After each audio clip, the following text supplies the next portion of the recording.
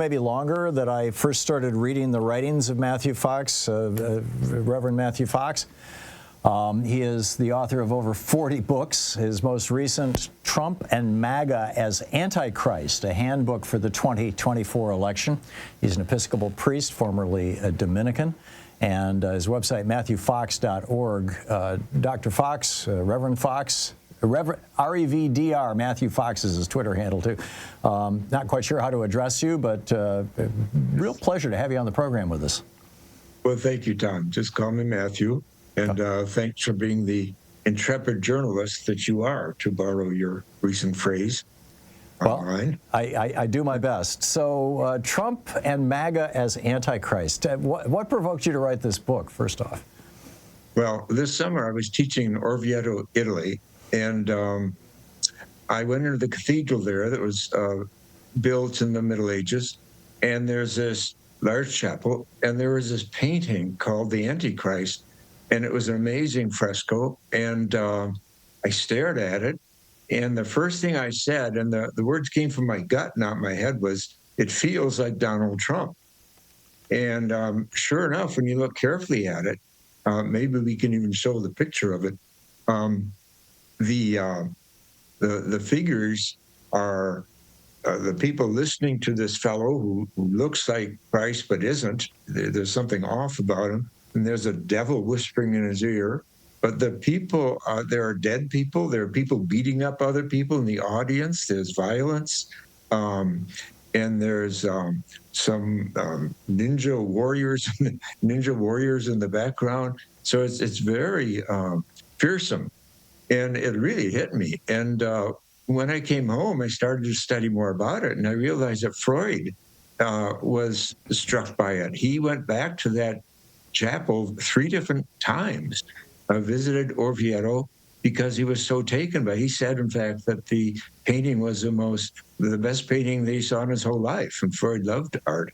So it really hit me, and then I realized, well, I should get the word out here, because that archetype of the Antichrist, I think, really fits the evil that's going on today. And when I research it, you go back to, as you do, and then I ran across your article recently, a wonderful article asking, is Trump the Antichrist?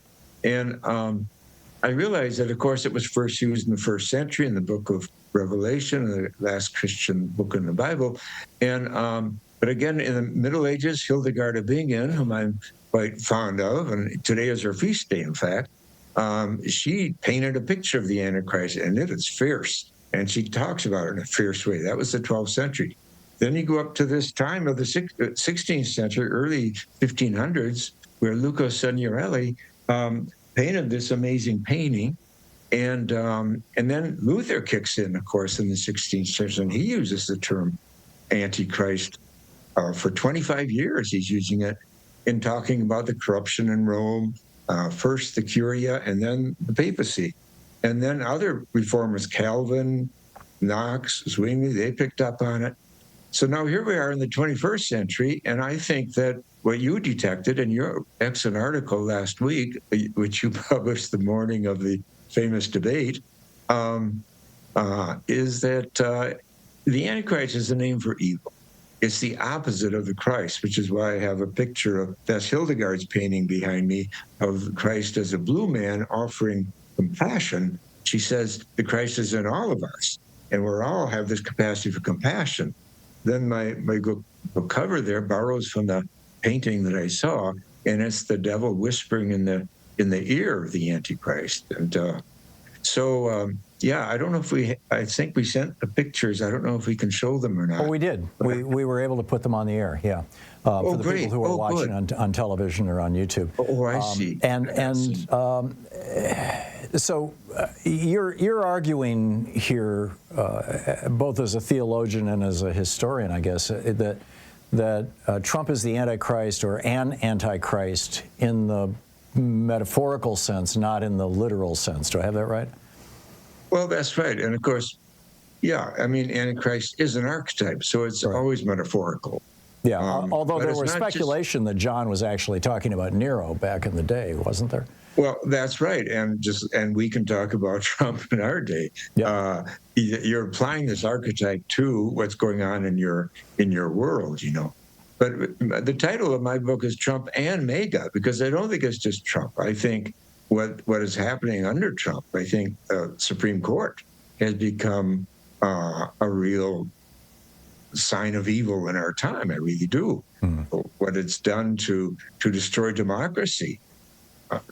Citizens United, and just inviting in hordes of rivers of dark money into our democracy, and this recent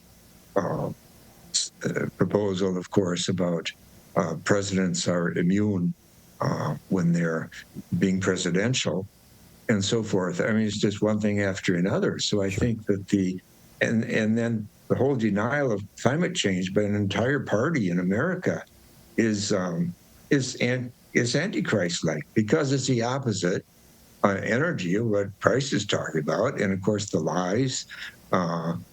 So I talk about MAGA as not making America great again, but making America grotesque again, because the grotesqueness of the Jim Crow times, the grotesqueness of slavery, and the racism toward indigenous people. I mean, all these memories come up, I think, with the kind of thing, even the thing that's going on in Springfield, Ohio now, this racism toward the Haitian people. It's deja vu. Yeah. And that's how evil is. It keeps coming back in different moments of history, and you got to name it for what it is. And you bring that out in your essay too. You got to shed light on it. Otherwise, evil just runs. You got to put light on it. What do we do? We're talking with Matthew Fox, the just brilliant priest and author. Most recently, Trump and MAGA as Antichrist, a handbook for the 2024 election. What do we do with this knowledge? I mean, and how do we communicate it to people who might not have a background in Christianity, might not know what we're talking about when we talk about Revelation and John and Jesus and all that kind of thing? But where do we go from here with this? Yeah, well, like you say, first we try to educate, let people know. And there are parallels in other religions. For example, in Islam, the word for Satan is whisperer, which is really interesting, because that's at the heart of this painting. The devil is whispering into Jesus, or into the Antichrist's ear. And notice, too, in that painting that they share the same arm. So it's not just about the information that the Antichrist is getting from demonic forces, but it's about deeds and work, the work of the hands and so forth, which is why this painting from Hildegard is such a marvelous contrast, because their hands are putting your heart into helping others, into serving. And so it's a marvelous opposite archetype of the Antichrist. And so I think that the basic values that Jesus was preaching, you find in Buddha, and you find in Muhammad, and you find in Isaiah, and you find in the religions around the world. So treating evil and finding language to talk about it, that's common to all religions when they're being true to themselves. And that's what the Antichrist is. It's an archetype about evil. Do you think it's overly simplistic to simply say that what Trump and Vance are doing is evil? Well, I think some of it is, definitely. For example, the destruction of the planet and hiding from climate change. Lying about so there are degrees. What's that? Lying about it, for that matter. Claiming it's not happening. Absolutely. And then the deconstructing of democracy, the choosing of heroes like the fellow in Hungary and everything, and Putin, in preference to our own constitution and so forth, which, of course, I mean, the point is, of course, our country's in trouble even without Trump. We have to reinvent education and politics and economics and media. and you've been committed to that for years, and I really honor you for that. And thank you. And during the research, so what do? First, we shed some light on it, and secondly, we organize. And of course, there's this election coming up. We get people out for the election to really get serious about standing up to evil. And that's where again Hildegard comes in. She has this amazing painting of the Antichrist. It's actually many figures are in the painting, and much of it is taken from that book of Apocalypse. But she addresses the Antichrist. She says, "Oh, you cave of injustice, your works seek pit of hell. You live absorbed in your gluttony there, and the hellish place will vomit forth your stink." The Antichrist is son of injustice, is a cursed one of the cursed ones, tearing institutions of the church in pieces with the crudest greediness. So she attributes a lot to greed. And of course, she's talking about the church in the 12th century, but we can certainly translate that to other institutions in our century, including political parties and the Supreme Court and so forth. So we have to borrow from the wisdom of our ancestors. They didn't hide. Hildegard was not hiding her feelings about evil under a rug. She was really laying it out there.